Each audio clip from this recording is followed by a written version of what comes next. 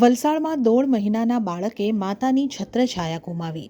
મહિલાએ બીમારીથી કંટાળી જીવન ટૂંકાવ્યું. વલસાડમાં એક મહિલા છેલ્લા ઘણા સમયથી બીમાર હોવાથી આખરે કંટાળીને અંતિમ પગલું ભરી લેતા 1.5 મહિનાના બાળકે માતાની છત્રછાયા ગુમાવી છે.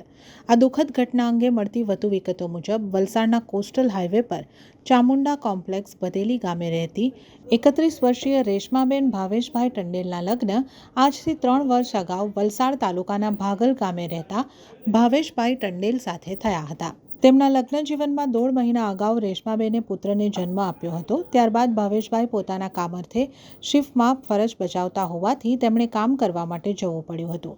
બીજી તરફ રેશમાબેનની તબિયત થોડા દિવસોથી નાદુરસ્ત રહેતી હોવાથી તેઓ તેમના પિયર ભદેલી ખાતે તેમની માતાને ત્યાં રહેવા માટે આવી ગયા હતા અને ખાનગી હોસ્પિટલમાં સારવાર ચાલુ હતી. તે દરમિયાન રેશમાબેન પોતાની બીમારીથી એટલી હદે કંટાળી ગયા હતા કે ગતરોજ મોડી રાત્રે તેમના માતાના ઘરે પરિવારજનો ઊંઘી ગયા બાદ તેમના ઘરે એક રૂમમાં ગળે ફાંસો ખાઈને જીવન ટૂંકાવી લીધું હતું.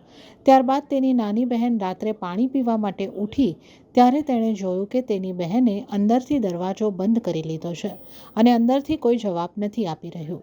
તો બાજુમાં રહેતા પાડોશીને બોલાવી દરવાજો તોડીને રૂમમાં જોતા રેશમાબેને જીવન ટૂંકાવી લીધું હતું. ત્યારબાદ વલસાડ રૂરલ પોલીસ અને એમ્બ્યુલન્સ ચાલક સાગરભાઈ પટેલને જાણ કરવામાં આવી હતી અને રેશમાબેનના મૃતદેહને વલસાડ સિવિલ હોસ્પિટલમાં પોસ્ટમોર્ટમ કરવા માટે લઈ જવામાં આવ્યો હતો અને પોલીસે આ બાબતે વધુ તપાસ હાથ ધરી છે.